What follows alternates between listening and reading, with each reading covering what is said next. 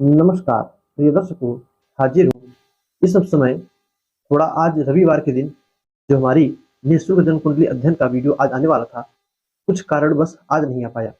तो आज फिर भी एक अच्छा शुभ योग आप लोगों के लिए लेकर हाजिर हूँ, नाम है उसका मालिका योग। और अभी आप देखो तो पीछे मेरी शैडो परछाई दिखाई दे रही होगी।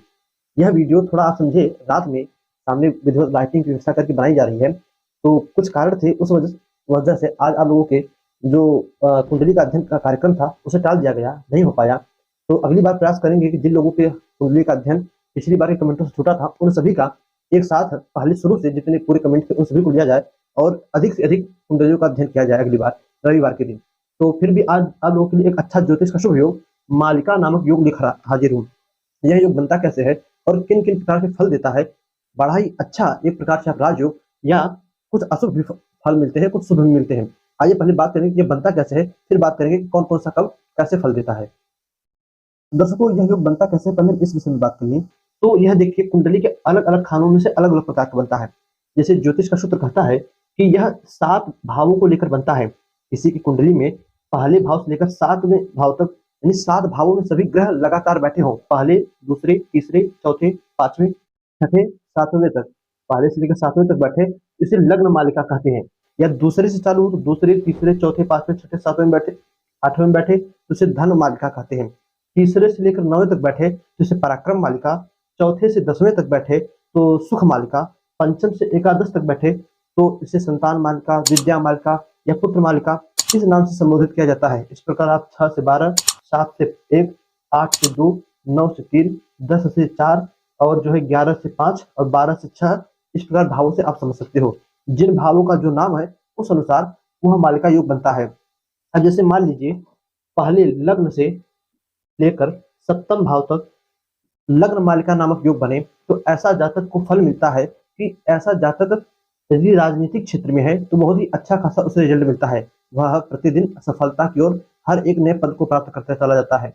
अथवा ऐसा जातक जिसको कुंडली कुंडली में लग्न से पहले भाव से लेकर 7वें भाव तक लगातार पहले, दूसरे, तीसरे, चौथे, 5वें, छठे, 7वें, सातों भाव में सभी ग्रह बैठे हों, 8वें में कोई ना चला जाए, कोई 12वें में ना चला जाए, तब ऐसे जातक की कुंडली में वह जातक यदि सेना में है, मिलिट्री में है, फोर्स में है, उसमें भी उसे सफलता मिलती है।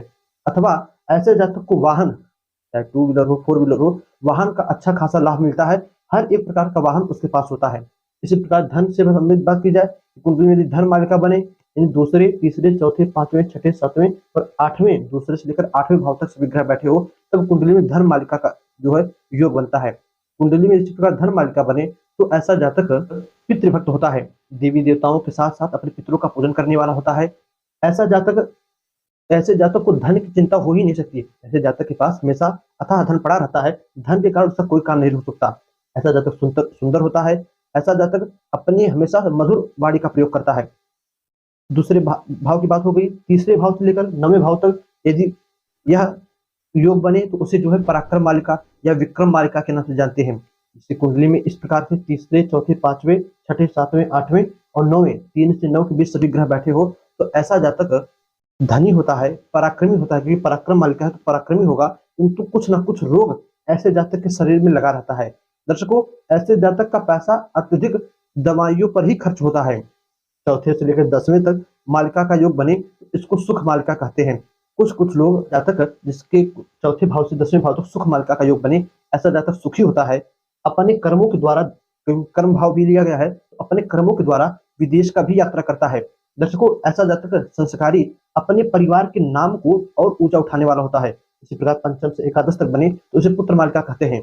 ऐसे जातक की संतति अत्यंत श्रेष्ठकारी होती है, अपने पिता की आज्ञा मानने वाली होती है और देवी देवताओं को मानने वाला, देवी देवताओं में आस्था रखने वाला पुत्र मिलता है। ऐसे जातक की शुरुआती का जो पढ़ाई होता है, जिसे हम कहते हैं कि 1 से लेकर 10 तक, ऐसी पढ़ाई बहुत ही अच्छी जाती है।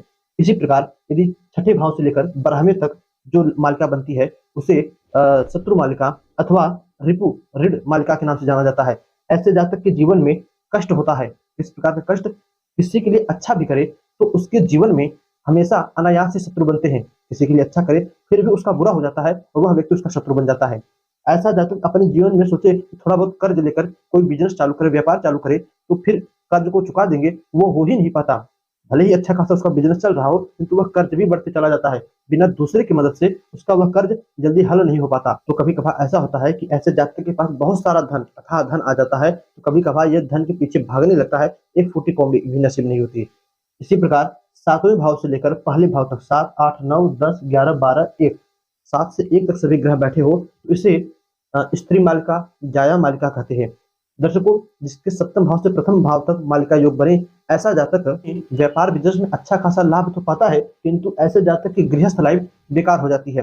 यदि मान लीजिए सप्तम भाव और पहले भाव में पापक ग्रह बैठ जाए, तब तो बहुत ही बेकार हो जाती है। ऐसे जातक के चरित्र का पतन हो जाता है। ऐसे जातक की जो गृहस्थ लाइफ होती है, मैरिज लाइफ से शादी के बाद, वह भी बिल्कुल समझिए नरक समान हो जाती है। यदि शुभ ग्रह न बैठे हो, शुभ ग्रहों की दृष्टि ना हो, तो फिर कुछ कहने की जरूरत ही नहीं, बिल्कुल नरक से भी बदतर जिंदगी हो जाती है। तो सप्तम भाव और प्रथम भाव में यह जाया या स्त्री मालिका नामक योग बने और उसमें शुभ ग्रहों की दृष्टि ना हो, तब तो परम आवश्यक होती है इस मालिका योग की शांति की। इसी प्रकार अष्टम भाव से द्वितीय भाव तक योग बने, इस योग को रंध्र मालिका नामक योग कहते हैं। 8वें भाव से लेकर दूसरे भाव तक बनने पर रंध्र मालिका कहते हैं। ऐसे जातक के जीवन में हमेशा धन का अभाव बना रहता है। ऐसा जातक जब भी कभी धन के पीछे भागता है, तो उसके अनेकों दुश्मन बन जाते हैं।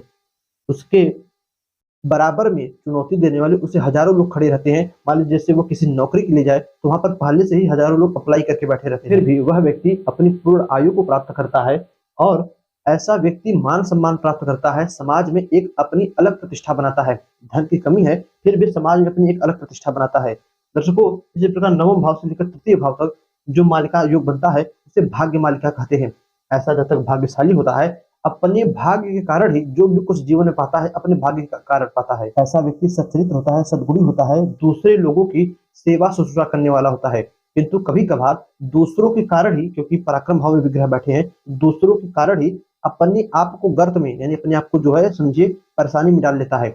इसी प्रकार दसम भाव से चतुर्थ तक जो मालिका योग बनता है, उसे कर्म मालिका कहते हैं। यह कर्म मालिका जातक के कर्म पर, यानी जो काम करता है, वह जो बिजनेस या व्यापार नौकरी करता है, उस पर इफेक्ट डालता है।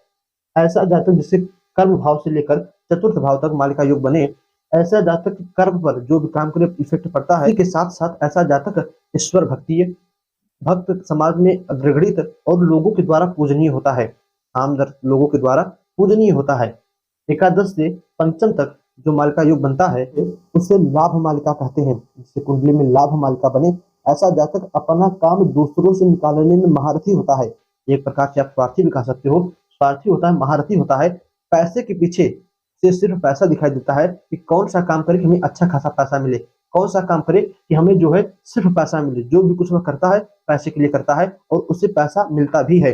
किंतु 1, 2, 3, 4, 5, 6, 7 एकादश से लेकर पंचम तक 2 युतियां पड़ी और बीच में अन्य ग्रहों को देखते हुए ऐसा जातक अत्यंत चालाक होकर, क्योंकि पंचमेश है तो अत्यंत चालाक होकर अपने पूर्व जन्म के पुण्यों और पापों को भी इस जन्म में भोगता है।